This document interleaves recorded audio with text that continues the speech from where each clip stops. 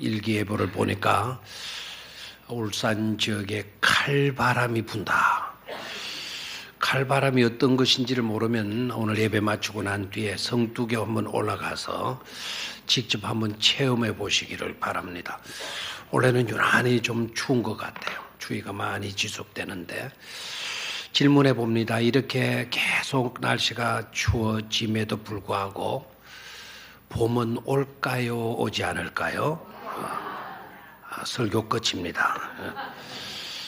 이렇게 강추위가 지속되어진다 할지라도 봄은 반드시 오게 됩니다. 룻기를 생각하게 되게 되면은요, 우리나라의 일본 식민지 치하의 비통한 현실을 노래한 시인이 있죠. 이상화 시인이라고 하는 분.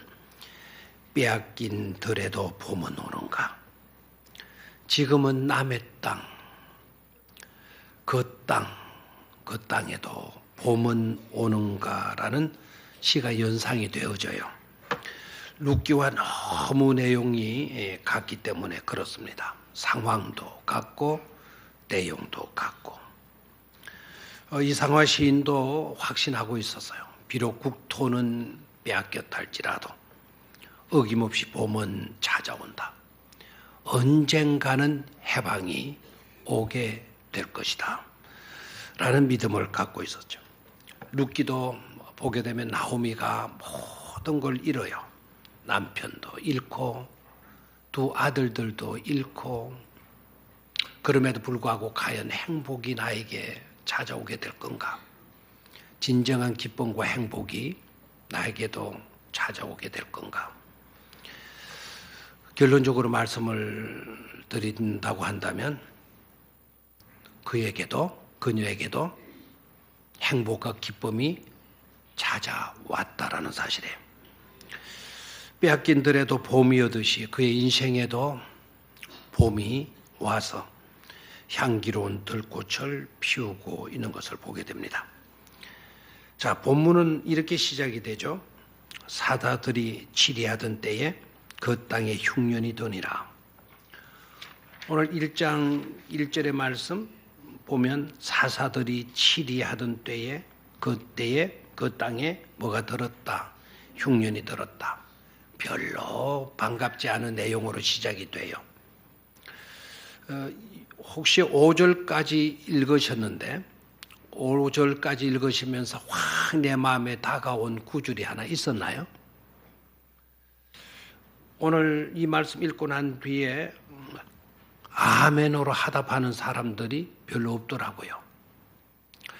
그리고 예배 인도자가 목사님 나오셔서 허감에 피어난 향기로운 들꽃이라는 제목으로 말씀 전하실 때 은혜 많이 받으시기를 바랍니다 라고 했을 때에도 아멘이 좀 적더라고요. 이유가 뭔가 하니까 이 내용을 읽어보니까 별로 은혜로운 그런 내용이 아니거든요. 마음에 와 닿는 그런 구절도 없어요. 연필을 가지고 밑줄을 그어 놓을 만한 그런 부분도 발견하지 못했어요. 그러다 보니까 이 말씀 속에는 은혜가 없는 모양이다. 이 말씀 속에서는 하나님께서 우리에게 주시고자 하시는 그와 같은 말씀이 없는 모양이다. 이렇게 쉽게 생각할 수가 있을 겁니다. 근데 그래서는 절대로 안 돼요. 자, 본문 시작이 탐탁지 않죠, 그죠? 사사들이 치리하던 때에 그 땅에 뭐가 들었다? 흉년이 들었다. 흉년이 들었을지라도 사사들이 잘 다스리는 치리하는 그런 시대라 그러면 그래도 희망이 있겠죠. 그런데 사사들이 치리하던 때는 어떤 때인가? 자, 바로 한 장을 앞으로 넘기면은요, 사사기가 나와요.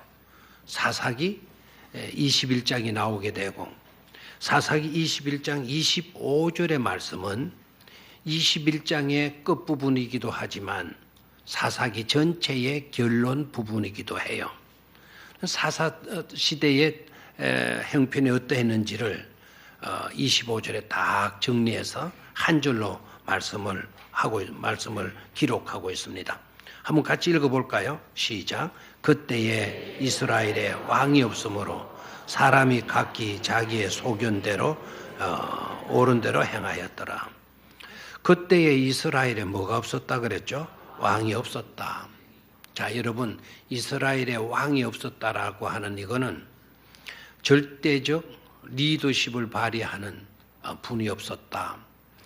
여러분, 리더가 없다, 왕이 없다 하게 되면 좋아요? 아니면 혼란스럽겠어요? 그렇죠? 이 시대 같으면 좀 왕이, 대통령이 없으면 더 좋을 것 같아. 지도자들 때문에 하도 스트레스를 많이 받으니까. 그런데 왕이 없다, 지도자가 없다라고 하게 되면 그 나라는 무질서하게 되게 돼요. 지도자가 얼마나 중요한가.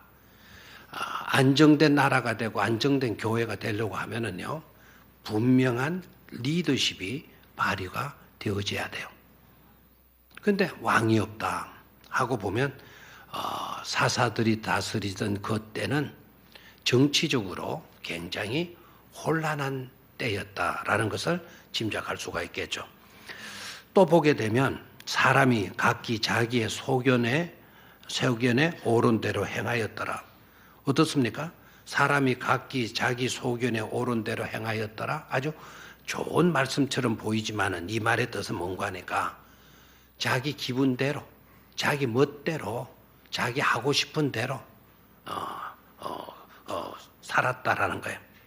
자, 사람들이요, 백성들이 자기 멋대로, 자기 마음대로, 자기 생각대로 이렇게 산다고 생각을 해봐요. 그러면 세상이 어떻게 되겠어요? 지 멋대로, 지 좋을 대로 다 하는 거예요. 그럼 세상이 아름답겠어요? 무질서한 세상이 되겠어요? 그렇죠. 지 멋대로 하는 겁니다. 뭐 신호 지키지 않습니다. 빨간불이 왔더라 가고 싶으면 가는 겁니다. 지 멋대로, 자기 좋을 대로 살아가는 그런 세상은 무질서한 세상이 되고 마는 거죠. 하고 보면 사회적으로도 혼란스러운 그와 같은 사회였다라는 것을 짐작할 수가 있겠습니다. 다시 1장으로 와서요. 사사들이 다스리던 때가 그래야겠다고 하면 그 땅에 바로 그때의 그 땅에, 여기는 이제 유대 땅이죠, 그죠? 유대 땅에 뭐가 들었다? 흉년이 들었다. 게다가 그때에 흉년까지 들게 되어졌으니까 경제적으로도 굉장히 힘든 시대였다라는 것을 알 수가 있겠죠, 그죠? 그래서 정치적으로, 사회적으로, 경제적으로 굉장히 혼란스럽고 무질서한 그와 같은 세상이었다라는 것을 알 수가 있죠. 그런데 우리가 깨달아야 될 것은, 좀 더 깊이 들어가서 깨달아야 될 것은 이 백성들이요, 남이 아니거든요. 이방 나라 사람들이 아니거든요. 하나님을 믿고 하나님을 섬기는, 하나님의 약속을 붙들고 살아가는 그런 백성들 아닙니까? 그런 백성들이 자기 좋을 대로 다 살아버렸다. 하나님을 등지고 지 멋대로 자기 좋을 대로 살아버렸다 하고 보면은 영적으로도 굉장히 무질서한 그와 같은 시대였던 거죠. 자, 한마디로 정리하면 이때 당시에 베들레헴의 삶의 현황은 절대로 살기 좋은 그와 같은 장소, 형편, 때가 아니었다라는, 사람 살만한 곳이 아니었다라는 거예요. 정치적으로도 그랬고, 사회적으로도 그랬고, 경제적으로도 그랬고, 심지어 영적인 문제, 종교적인 문제에서도 그랬다라는 거예요. 여러분, 그런 세상에 살고 싶습니까? 그런 세상에 가서 나는 살 거야, 이렇게 생각하고 그런 세상으로 이사 가고자 하는 사람이 있습니까? 대답 좀 해요. 이사 가고 싶으면 얼른 보내드릴 거니까. 아무도 그런 세상에, 그런 곳에 살고 싶지를 않을 겁니다. 자기 멋대로 하는데요. 치안이 어떻게 있겠어요? 그런 세상. 질서가 어떻게 있겠어요? 또 경제적으로도 굉장히 어려워요. 흉년까지 들었으니까. 누구 지도자가 없어요. 그것을 끌어갈 수 있는, 바르게 끌어갈 수 있는 그런 지도자가 없어요. 그런 세상에 들어가서 살고 싶은 사람은 아무도 없을 거란 말입니다. 그러기에 가운데 한 가족이 부각되고 있어요. 엘리멜렉, 나오미 가족이에요. 이 엘리멜렉과 나오미 가족이 우리 도무지 이곳에서 살 수 없다. 정치적으로 안정이 돼 있나, 사회적으로도 안정이 돼 있나, 경제적으로도 나은 것이 있나, 종교적인 것에서 나은 것이 있나. 그러니까 우리 이곳 떠나야 돼. 하루속히 떠나야 돼. 그리고 다른 곳에 가서 정말 잘 살아봐야 돼. 아마 엘리멜렉이 자기 부인 나오미를 불러가지고 또 두 아들들을 이렇게 불러와가지고 의논도를 했을 것 같아요. 부인 나오미도 오케이, 두 아들들도 오케이, 아버지 생각이 옳은 것 같아요. 이런 곳은 떠나는 것이 상책일 거예요. 그래서 이주를 하게 됩니다. 어디로 이주를 하게 되죠? 어디로요? 모압이라고 하는 곳으로 이주를 해요. 이 모압은 어떤 곳인가 하니까 요단강가에 위치한 조그마한 나라예요. 그러니까 그곳은 요단강을 끼고 있기 때문에 흉년될 리는 없어요. 늘 곡창지대이기 때문에 많은 곡식을 거둘 수가 있고 그 푸르른 풀들이 많기 때문에 목축업이 잘 이루어질 수 있는 곳입니다. 그래서 나오미 가족이 잘 살아보려고 오로지 목적은 잘 살아보려고 그곳을 떠나게 되어집니다. 혹시 여러분이 혼돈하면 안 돼요? 베들레헴을 떠나게 된 거는 그 땅의 무질서 혼란 때문에 떠났다. 살만한 땅이 아니었기 때문에 떠났다. 그리고 잘 살아보기 위해서 떠났다. 거기까지만 알아야지요. 이분들이요 가서 이곳에는 종교적으로 영적으로 살만한 곳이 못 되니까 우리 이주해 가서 모압으로 가서 열심히 하나님 믿고 살자고, 하나님 말씀 붙들고, 이곳은 하나님의 등지는 그런 삶을 사는 세계라고 한다면 우리는 가서 하나님 향하고 하나님 중심으로 우리 살아봅시다. 그런 청교도적인 정신을 가지고 모압으로 이주해 간 것은 아니라는 사실이에요.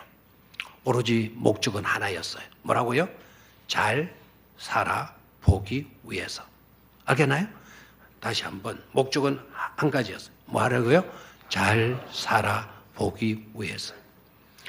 그렇게 해서 내려갔다고 한다면 잘 살아야 돼요? 못 살아야 돼요? 잘 살아야 돼요. 그런데 성경은요, 잘 산 내용은 안 나와요. 잘 산 내용은 안 나와요. 아마 이들이요, 청교도적인 정신을 가지고 신앙의 자유를 누리기 위해서 이주해 갔다고 그러면 아마 잘 살았을 것 같아요. 그런데 그런 목적이 아니거든요. 오로지 잘 살아보기 위해서. 모압을 선택했다는 것은 모압은 하나님의 말씀이 통하지 않는 곳 아닙니까? 하나님의 통치를 인정하는 그런 세계가 아니지 않습니까? 이방 땅이기 때문에. 그곳은 하나님을 알지도 못하고 하나님 믿지도 않은 그런 곳이기 때문에. 그런데 굳이 그런 곳으로 이사를 가게 돼요. 목적은 오로지 뭐 하기 위해서? 잘 살기 위해서. 그런데 성경은 어떻게 전개되어지고 있는가 하니까 안타깝게도 그들은요 절망의 늪에 빠지고 만다는 사실이에요. 자, 본문을요 눈여겨보겠어요. 2절 끝부분을 봅니다. 2절 끝부분. 자, 2절 끝부분 찾았습니까? 예, 저 끝부분 제가 있습니다. 그들이 모압 지방에 들어가서 거기 살더니. 여기서 그들은 누구를 말하는 거 아닌가? 나오미의 가족을 말해. 모압 지방에 들어가서 거기 살더니, 모압 지방에 살게 되어졌더니 라는 겁니다. 그런데 3절을 봐요. 3절을 보면 3절 앞부분입니다. 나오미의 남편 엘리멜렉이 뭐였습니까? 죽고 그럽니다. 가서 살더니 죽고라는 단어로 이어지고 있어요. 자, 그 밑에 또 내려갑니다. 그 밑에 내려가서 4절을 봅니다. 4절 끝부분을 봅니다. 이름은 루시더라. 그들이 거기에 거주한 지 몇 년쯤에 10년쯤에 거기에 거주한 지 모압 땅에 가서 산 지가 10년쯤 되었을 때 5절입니다. 말론과 기럨 두 사람이 다 마고 다 죽고. 저를 봐요. 잘 살기 위해서 이주해 갔는데 가자마자 누가 죽어버려요? 남편 누가 죽죠? 엘리멜렉이 죽어요. 가장이 쓰러져요. 그러니까 얼마나 힘들겠어. 든든한 가장이 기둥이 부러진 거예요. 넘어진 거예요. 그 슬픔, 그 괴로움 오죽하겠습니까? 이것은 겪어본 사람들만 아는 거죠. 무언가를 꿈꿨어요. 이곳을 떠나서 그곳에 가서 잘 살아보자. 꿈을 가졌어요. 어떻게 하든지 잘 살아보려고 하는 그런 꿈을 가지고 행동으로 옮겨 놓았는데, 그런데 행동으로 옮겨봤지만 그 결과는 처절한 비극이었고 처절한 절망이었다라는 거예요. 기둥이 넘어섰어. 그리고 그 밑으로 내려가서 보니까 10년 그들이 거기에 거주한 지 얼마가 되었어요? 10년. 10년이라는 세월이 흐른 거예요. 남편 죽고 난 뒤에, 아버지 죽고 난 뒤에 10년이라고 하는 세월이 지났어. 이쯤 되게 되면 어느 정도 그 남편에 대한 빈 공간의 괴로움을 어느 정도 이제 극복한 상태겠죠.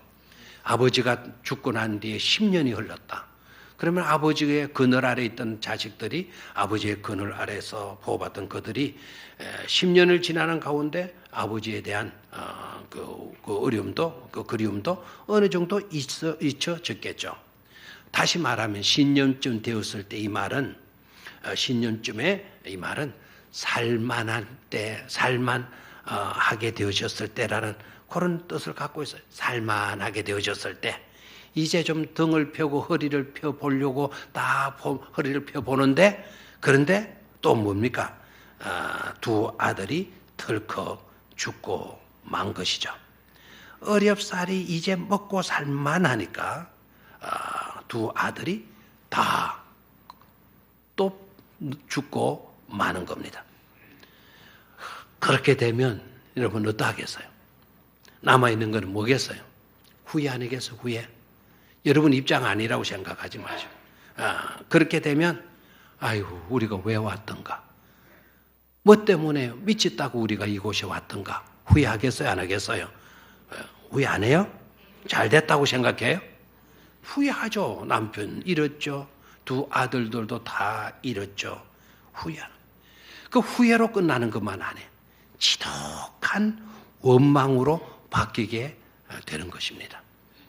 아마 성경에는 기록을 하지 않았지만은 아마 나오미가 땅을 치면서 이렇게 통곡하며 울지 않았겠는가 생각해요.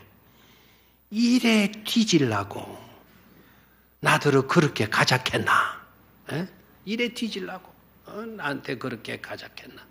아마 나오미가 땅을 치면서 통곡을 했겠죠. 자식들도 마찬가지예요. 아버지 이렇게 가면 어떻게 한단 말입니까? 일하려고 우리가 이곳까지 온 겁니까? 막 땅을 치면서 그렇게 했을 거예요. 저도 한 교회 32년 가까이 이렇게 목회를 하다 보니까 많은 장례를 보게 되죠. 그리고 많은 임종을 지켜보게 되잖아요. 우리 교회 성도님들 가운데도 아주 일찍 젊은 나이에 훌쩍 남편이 떠나버린 그런 참 안타까운 일이 있었어요. 그때 가서 보니까 그 부인이 조그마한 아이 옆에 앉혀놓고 땅을 치면서 하는 말, 이래 가면 어쩔락하노, 이래 가면 어쩔락하노, 이 새끼는 어쩔락하노, 나는 어째 살고 가면서 땅을 쳐. 일할라고 나한테 장가 왔나? 일할라고 장가 왔나? 막 부르짖. 그 부르짖음이요 심금을 찢어 넣는 거예요. 얼마나 고통스러워, 얼마나 슬프겠어. 또 이런 것도 있죠. 힘들게 이 울산에 와가지고 온갖 꾸준 일 다 안 해본 일 없이 다 한 푼, 두 푼 모아가지고 월세방에서 전세방에서 이제 13평짜리 조그마한 아파트 분양받고 이사를 뚝 하는데 이사 날짜 잡아놨는데 남편이 아프다. 그래 병원에 가서 보니까 암인데 그것도 말기암이라는 거예요.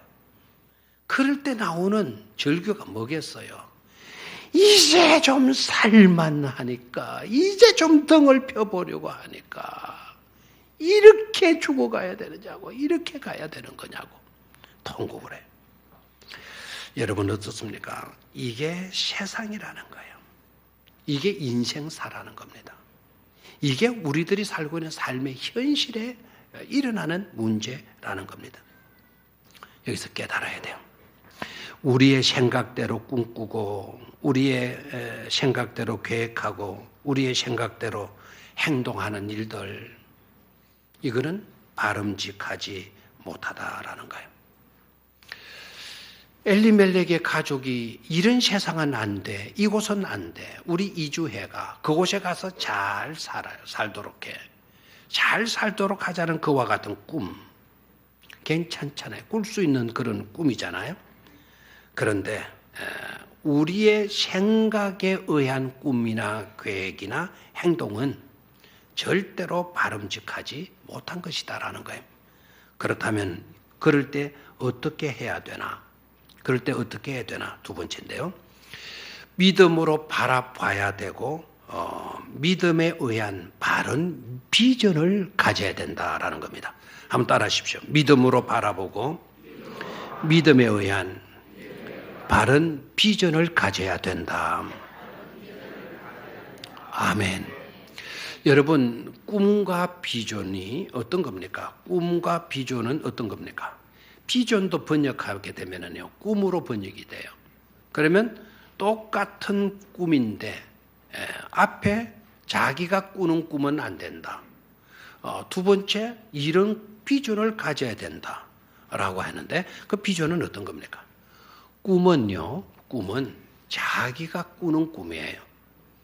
그러나 비전은요, 하나님이 꾸게 하시는 꿈이에요. 알겠습니까? 비전은, 꿈은 내가 뭘 해야지, 뭘 되고 싶어 해요. 대통령이 되고 싶어 하는 꿈, 부자가 되고 싶어 하는 그런 꿈, 내가 가지는, 내 생각에 의해서 비롯되어지는 꿈, 그것은 그야말로 꿈이에요. 그런데 비전은요, 비전은 내가 꾸는 꿈이 아니고 하나님께서 나로 하여금 마게 하는 꿈, 꾸게 하시는 꿈이에요. 어느 날 갑자기 하나님이 나한테 감동을 주시는 거예요. 감동을 주시는데 자꾸만 못 사는 나라에 뭘 하나 짓고 싶은 그곳을 향한 막 마음이 일어나는 거예요. 그래서 그것을 감당하고 그것을 무시하려고 해도 계속적으로 도전적으로 감동을 주시는 거예요. 할 수 없이 그곳에 가서 보니까 아유, 왜 하나님께서 자기를 그렇게 감동케 하셨는지 그게 깨닫고 거기에다가 자기 재산을 들여서 병원을 지어주고 학교를 지어줬어요. 돌아와서 그 현장을 보고 돌아와서 내가 그곳에다가 뭘 지으리라, 학교를 세우리라, 병원을 세우리라. 그와 같은 뭐를 꾸게 돼요? 꿈을 꾸게 돼요. 그 꿈은 자기가 꾸는 꿈이었어요? 하나님이 꾸게 하신 꿈이었어요? 하나님이 꾸게 하신 꿈이었다라는 거예요. 그런 꿈을 가져라는 거예요. 그런 꿈을. 내가 생각하고 내가 꾸는 그런 꿈이 아닌 하나님이 꾸게 하시는 그 꿈을 믿음으로 꿀 수 있어야 된다, 이 말입니다. 자, 다시 본문 속으로 들어가 봐요. 본문 속으로 자세히 들어가서 보겠습니다. 자, 아까 읽었던 죽고라고 하는 구절이 나왔죠. 3절이죠. 3절이 있습니까? 자, 여기서 대조되는 구절을 딱 발견해야 돼요. 나오미의 남편 엘리멜렉이 딱 죽어버렸어요. 기둥이 딱 쓰러져 버렸어요. 죽고. 그런데 그 죽고라고 하는 단어만 나오는 거 아니라 그 뒤에 내용을 보니 나오미와 그의 두 아들이 남았으며, 자, 죽고의 대조적인 단어가 나오고 있는데 남았으며라고 하는 단어가 나와요. 나왔습니까? 죽고 남았으며, 죽었고 남았으며. 또 밑으로 내려갑니다. 5절입니다. 말론과 기론 두 사람이 다 죽고 그 여인은 두 아들과 남편의 뒤에 뭐하였더라? 남았더라 라고 하는 거예요. 그래서 우리의 시선이 현상적으로 나타나고 있는 사건에만 우리의 시선이 모아져서는 안 된다라는 거예요. 그것만 주시해서는 안 된다라는 거예요. 죽고라고 하는 단어 뒤에 남았더라. 다 죽었더라 단어 뒤에 뭐였더라? 남았더라라고 하는 단어가 나와요. 아멘입니까? 이 대조를 볼 수 있어야 돼요. 대조를. 근데 지금까지는 죽었더라. 다 죽었다라고 하는 것만 봐요, 사람들이. 근데 남았더라라고 하는 이 단어는 보지 못하고 지나가 버리는 경우가 많다 이 말입니다. 그래서 우리는 믿음의 시선을 가져야 된다라는 거예요. 곧 남았더라라고 하는 이 말은 하나님께서 그런 와중 속에 있으면서도 믿음의 씨앗, 희망의 씨앗을 남겨두시고 계셨다라는 것을 보여주고 있는 것입니다. 죽었어요. 끝났어요. 형편이 되었어요. 비극적인 사건이 발생했어요. 그러나 그것이 전부가 아니었고 남았더라. 아멘입니까? 희망의 씨앗을 하나님께서 그곳에 남겨주신 것을 볼 수가 있죠. 아멘입니까? 예. 이런 시선을 가져야 돼요. 없어진 것만 보지 말고 있는 것을 볼 수 있는 시선. 그렇죠? 없는 것만 보지 말고 있는 것을 볼 수 있는 그런 믿음의 시선. 이것이 꼭 우리에게 있어야 될 줄로 믿습니다. 그리고 6절입니다. 6절 내려갑니다. 시작. 그 여인이 모압 지방에서 여호와께서 자기 백성을 돌보시사 그들에게 양식을 주셨다 함을 듣고 그래서요. 자, 여기에 중요한 게 또 나오죠. 나오미가 절망의 자리에 있다가 굿 뉴스를 듣게 돼요. 아주 기쁜 소리죠. 모든 것이 끝나버린 것 같고 그래서 후회하고 원망스러운 그런 상황에 놓여 있는데 그런데 희망의 굿 뉴스를 듣게 됩니다. 자, 여러분 여기서 깨달아야 될 것이 뭐냐면 내 모든 형편이 엉망진창이에요. 그야말로 탄식해야 할 상황밖에 없는 것 같아요. 원망할 수밖에 없는 그런 상황인 것 같아요. 바로 그럴 때에 필요한 것이 바로 뭐냐? 믿음으로 보아야 될 뿐만 아니라 믿음의 말도 들어야 된다라는 거예요. 믿음으로 들을 수 있는 굿 뉴스를 들을 수 있어야 된다 이 말입니다. 나 세상 귀찮아. 만사가 귀찮아. 나 이제 더 이상 누구의 말도 듣지 않을 거야. 이렇게 되면 안 된다라는 거예요. 믿음의 위력을 발휘해야 될 때가 언제이겠어요? 바로 가장 절망스러운 상황에 놓일 때, 그때야말로 뭐의 위력을 발휘해야 돼요? 믿음의 위력을 발휘해야 될 때인 줄로 믿습니다. 다시 6절을 소리내세요. 같이 큰 소리 읽도록 하겠어요. 시작. 그 여인이 모압 지방에서 여호와께서 자기 백성을 돌보시사 그들에게 양식 주셨다 함을 듣고 이에 두 며느리와 함께 일어나 모압 지방에서 돌아오려 하여. 아멘. 여호와께서 자기 백성을 마시사 돌보시사 하나님께서 자기 백성을 돌보시사 그들에게 양식을 주셨다. 양식을 주셨다. 풍년이 들게 하셨다라고 하는 소문을 듣게 됐다는 거예요. 이는 굿뉴스, 배드뉴스. 굿뉴스. 여호와께서 자기 백성을 돌보사 그들에게 양식을 주셨다 함을 듣고 무엇을 할 수가 있습니까? 하나님은 택한 백성을 위해서 굿 뉴스를 들려주시는 분이신 줄로 믿습니까? 하나님은 택한 백성을 위해서 희망의 씨를 남겨주시는 줄로 믿습니까? 지금 나오미는 그 뉴스를 듣는 거예요. 만사 귀찮다고 기문 닫고 산 것이 아니에요. 들어야 할 말, 절망적인 상태에 놓여 있음에도 불구하고 들어야 할 말을 그가 듣고 있었던 것이죠. 그리고 그냥 듣는 것으로 끝나지 않고 사모함을 가지게 돼요. 그 사모함을 가지게 되어졌다는 것이 어디에 나오는 거 아니까 6절 끝부분에 나와요. 자, 듣고라는 말씀 다음에 봅니다. 듣고 이에 두 며느리와 함께 일어나 모압 지방에서 뭐하려 하여 돌아오려 하여 나오미가 돌아오려 하여 있던 곳에서 나오고 그랬어요. 자, 저를 봐요. 성경은 1.1획도 잘못된 것이 없는 줄로 믿습니까? 완벽한 말씀, 하나님의 말씀이에요. 그런데 말씀을 보면 돌아오려 하여 유대 땅으로 돌아오려고 길을 가다가 무슨 말입니까? 지금 나오미가 있는 땅이 어디죠? 유대 땅이 있습니까? 모압 땅이 있습니까? 모압 땅이 있잖아요. 그럼 모압 땅이 있으면 유대 땅으로 돌아오려 하여가 아니고 유대 땅으로 돌아가려 하여 이렇게 기록되어져야 되잖아요. 맞습니까? 이 말씀대로 읽으면 유대 땅으로 돌아오려고 길을 가다가 유대 땅으로 돌아오려고 길을 그렇다면 나오미가 지금 유대 땅에 있는 것이 되잖아요. 근데 돌아가려고 해야 될 건데 돌아오려고 이렇게 말씀해요. 저를 봐요. 여기에 중요한 의미가 있는 거예요. 이미 나오미는 몸은 모압 땅에 있다 할지라도 그의 마음, 그의 정신은 어디에 있었던 겁니까? 베들레헴 땅에 그대로 있었다라는 거예요. 그리고 그 뉴스를 듣는 순간 그는 바로 그곳으로 돌아가야 된다는 그 사명감 절박한 사모함이 그에게 자리 잡고 있었던 것을 알 수가 있죠. 됐나요? 돌아오려고 하여 어디로? 유대 땅으로 돌아오려고 하여. 아멘입니까? 그래서 떠나 있으나 자기가 돌아가야 할 곳, 있어야 할 곳은 어디라는 거죠? 유대 땅 베들레헴이라는 것입니다.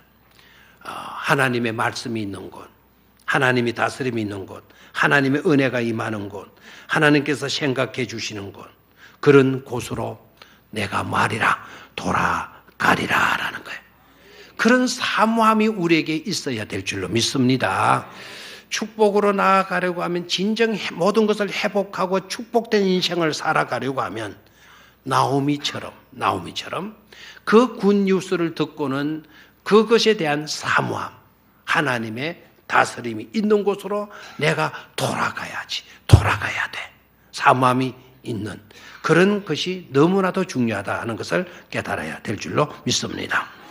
마지막 세 번째로는 룻게 이야기가 아주 드라마틱하게 전개가 되는데요. 결론은 뭔가 하니까 하나님이 하시면 된다라는 거예요. 하나님이 하시면 된다라는 겁니다. 누가 하시면 된다? 하나님이 하시면 된다라는 거예요. 모든 것이 절망이었어요. 모든 것이 불가능이었어요. 모든 것이 절망이고 모든 것이 불가능이었다 하더라도 그래도 믿음의 사람들은 한 가지를 분명히 외칠 수 있어야 돼요. 그래도 하나님이 하시면 반드시 됩니다라고 하는 그런 믿음을 가지고 그런 선포를 하며 살아야 될 줄로 믿습니다. 자, 이 불가능의 과정, 절망적인 사람들이 어떻게 되어지고 있나 드라마틱하게 펼쳐지는데요. 나오미와 룻이요 결론적으로 어디로 돌아가죠? 베들레헴으로 돌아가는 게 아니고 돌아오게 되죠. 자, 어디로 돌아온다? 베들레헴으로 돌아와요. 그런데 그때가 언제인가? 자, 1장 22절을 봅니다. 1장 22절. 1장 20을 찾았습니까? 다 같이 시작. 나오미가 모압 지방에서 그의 며느리 모압 여인 룻과 함께 돌아왔는데 그들이 보리 추수 시작할 때에 베들레헴에 이르렀더라. 은혜가 돼요, 안 돼요? 하나도 안 되죠. 그랬으면 그랬지 이러면 안 돼요. 자, 나오미가 룻과 함께 모압 지방으로 돌아왔어요. 돌아왔는데 돌아온 그때가 어느 때라 그랬죠? 보리 추수 시작할 때라고 되어져 있어요. 보리 추수 시작할 때에 아멘 안 나오죠? 보리 추수 시작할 때 이게 바로 하나님의 인도하심, 은혜로운 인도하심의 손길을 말해주고 있는 거예요.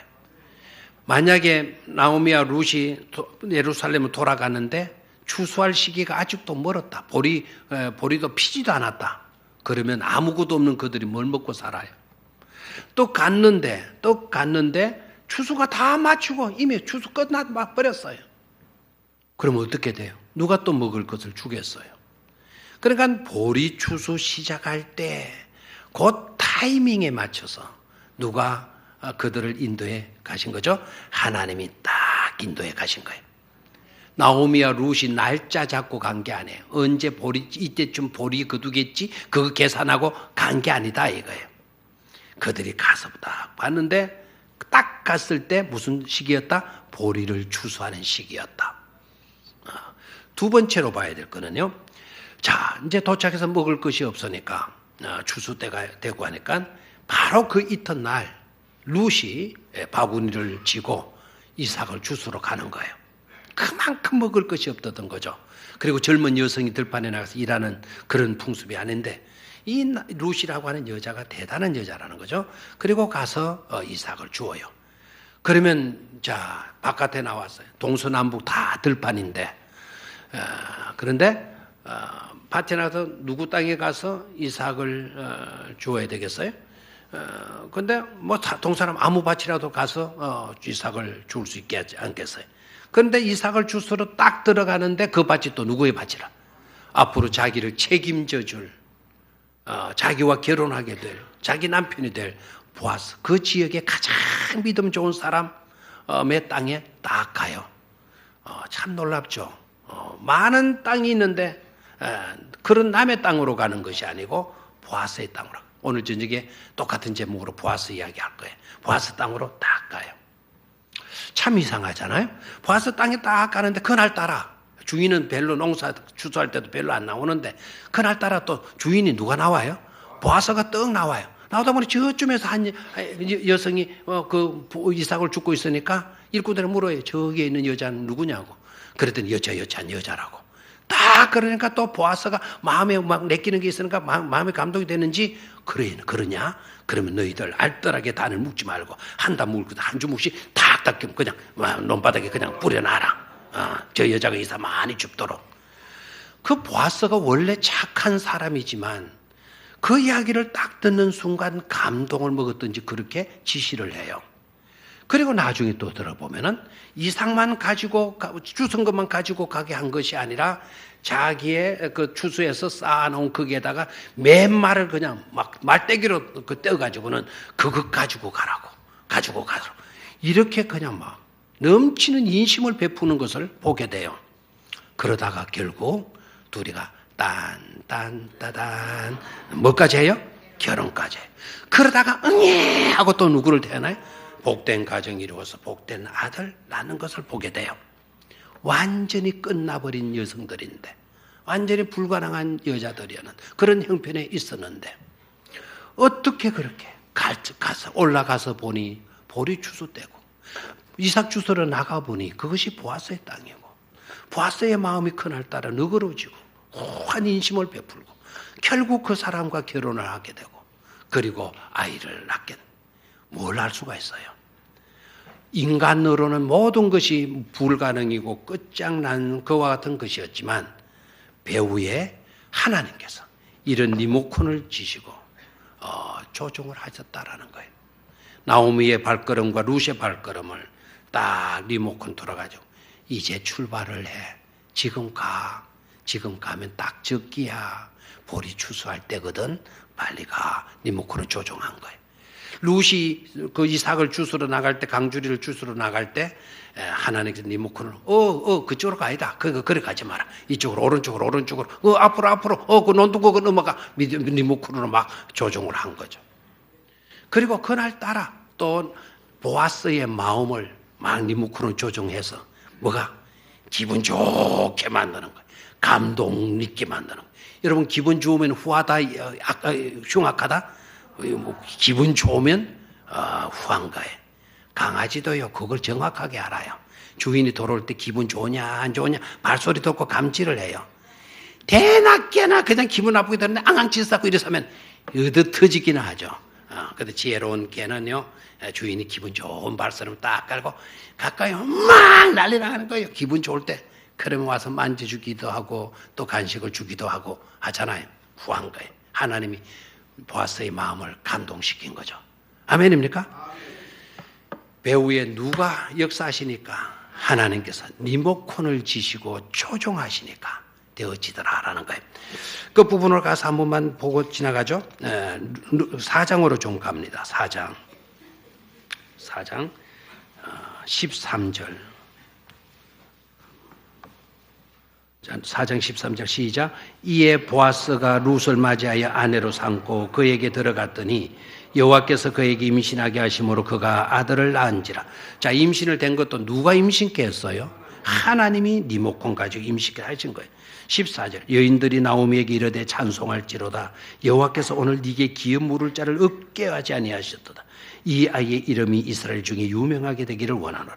이는 네 생명의 회복자이며 네 노년의 복량자라. 곧 너를 사랑하며 7 아들보다 귀한 네 며느리가 난 자로다 하니라. 됐습니까? 자, 그 밑에 동네 사람들이 나와서 하는 말 17절. 그의 이웃 여인들이 그에게 이름을 지어주되 나오미에게 아들이 태어났다 하여. 누구에게 아들이 태어났다고요? 나오미에게 아들이 태어났다 하여 그의 이름을 뭐라 했다?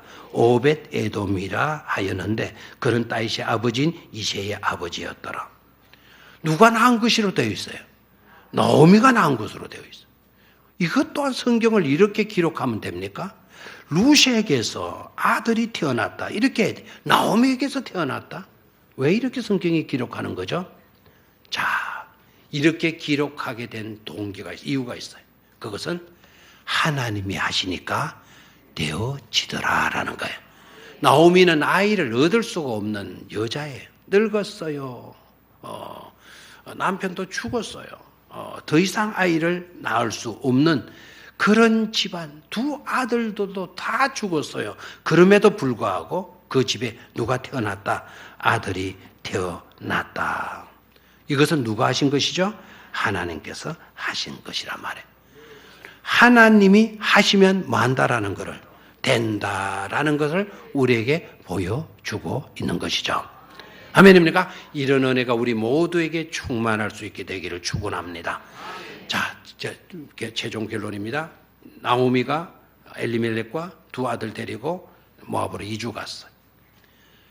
신앙을 지키기 위해서 이주 간 게 아니에요. 잘 살아보려고 이주해 갔어요. 그런데 다 무너졌어요. 나오미가 베들레헴으로 돌아와요. 나오미가 베들레헴으로 돌아오는데 양식 가지고 돈 벌어 가지고 보석 챙겨 가지고 돌아오는 게 아니에요. 나오미가 돌아오는데 딱 하나를 가지고 돌아와요. 그게 바로 뭐죠? 하나를 가지고 돌아온다는 이름은 몰랐죠. 하나를 데리고 와요. 남편 잃고 2 아들을 다 잃어버리고 없어졌어요. 그런데 돌아올 때는 딱 한 사람을 데리고 와요. 그 딱 한 사람 누구였죠? 며느리였어요. 그 며느리는 어떤 여자예요? 하나님께 올인하는 여자예요. 하나님께 매달린 여자예요. 오직 하나님 잘 믿으려고 하나님 때문에 시어머니를 따라온 여자예요. 아멘입니까? 내려갈 때는 잘 살아보려고, 돌아올 때는 하나님께만 올인하는 룻을 데리고 와요. 룻을 데리고 왔더니 하나님께서 리모컨 조절해가지고 그의 가문에 아기가 있게 하고, 그 아기는 바로 예수 그리스도의 조상이 되는, 대를 잇게 되는 그런 축복된 귀한 생명을 얻게 되는 축복을 안겨주신 것을 볼 수가 있죠.